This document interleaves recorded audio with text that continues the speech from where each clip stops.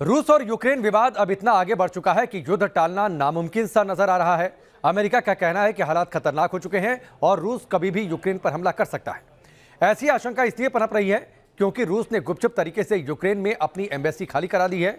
दूसरी ओर कनाडा ने रूस के मुकाबले के लिए यूक्रेन में अपने कुछ सैनिक भेज दिए हैं। खबर है कि ब्रिटेन ने भी यूक्रेन को रूसी टैंकों का सामना करने के लिए एंटी टैंक वेपन्स दे दिए हैं। यानी जंग की तैयारी हर ओर से दिख रही है।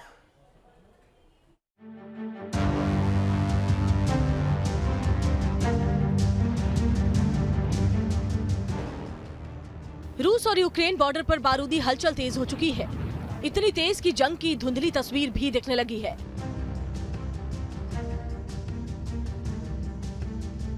रूस ने यूक्रेन में अपनी एम्बेसी खाली कर दी है। साथ ही रूस अपने महाविनाशक हथियार को भी एक्टिवेट कर चुका है। वहीं दूसरी ओर यूक्रेन के समर्थन में कनाडा और ब्रिटेन ने भी जंग की तैयारी शुरू कर दी है।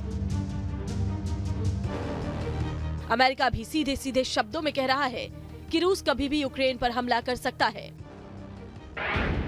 तो क्या रूस और यूक्रेन में युद्ध तय है?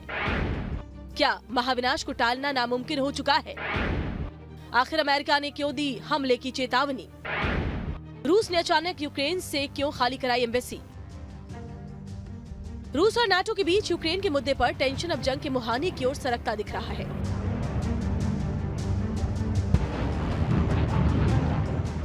रूस ने यूक्रेन की राजधानी कीव में मौजूद अपनी एम्बेसी करीब खाली करा ली है। इसके मायने ये हुए कि रूस अपने दूतावास में मौजूद लोगों को जंग की हालत में किसी खतरे में नहीं डालना चाहता।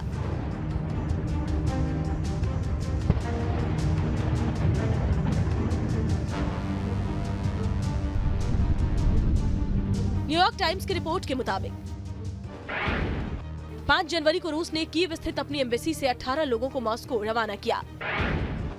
ये सभी लोग सड़क के रास्ते 15 घंटे का सफर करने के बाद मॉस्को पहुंचे, जिसके बाद अगले कुछ दिनों में 30 और लोगों को इसी तरह मॉस्को भेजा गया।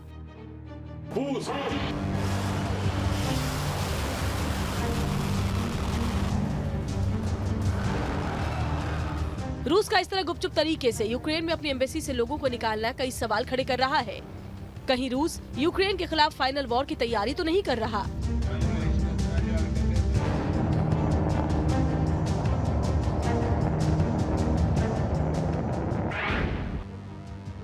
यूक्रेन में कीव के अलावा रूस की 2 कॉन्सुलेट्स भी हैं।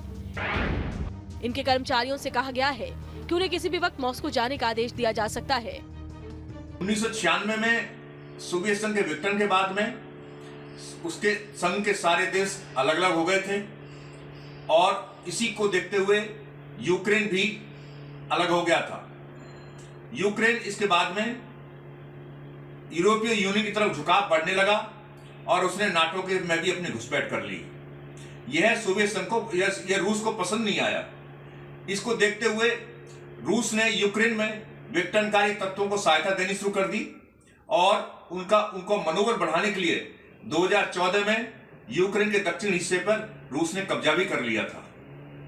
अभी रूस की सेनाएं यूक्रेन की सीमा पर तरह तरह के अभ्यास कर रही है। एक प्रकार से यूक्रेन की सरकार को यह संदेश दे रही है कि हम हर तरह की घुसपैठ के लिए और युद्ध के लिए तैयार हैं। एक तरफ तो रूसी राष्ट्रपति व्लादिमीर पुतिन अमेरिकी प्रेसिडेंट जो बाइडेन से यूक्रेन के मसले पर बात कर रहे हैं।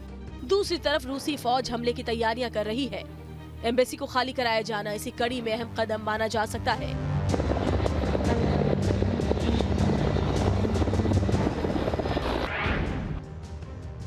हालांकि रूस की फॉरेन मिनिस्ट्री ने कहा है कि कीव में उसकी एम्बेसी पहले की तरह काम कर रही है।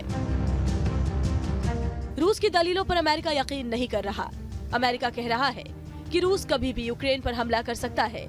बिगड़ते हालातों के लिए व्हाइट हाउस की प्रेस सचिव जेन साकी ने रूस के राष्ट्रपति व्लादिमीर पुतिन को जिम्मेदार ठहराया है।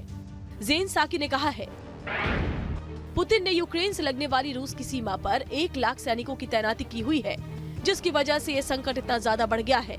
हमारा मानना है कि ये बेहद ही खतरनाक स्थिति है। अब हम एक ऐसे स्थिति में पहुंच गए हैं जब रूस कभी भी यूक्रेन पर हमला कर सकता है। अगर रूस कूटनीतिक रास्ते पर नहीं चलता है तो उसके गंभीर परिणाम भुगतने होंगे।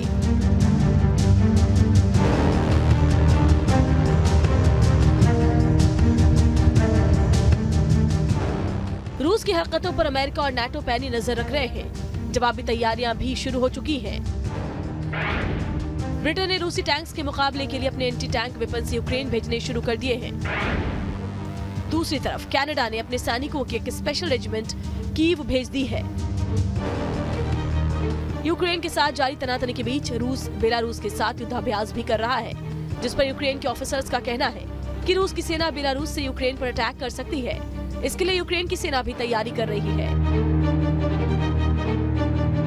अब आप खुद सोच सकते हैं कि टेंशन कितना बढ़ चुका है। हर कोई एक दूसरे को शक की निगाहों से देख रहा है। ऐसे में किसी ने भी एक भी गलत कदम उठाया तो महायुद्ध को टालना नामुमकिन हो जाएगा। Team news nation.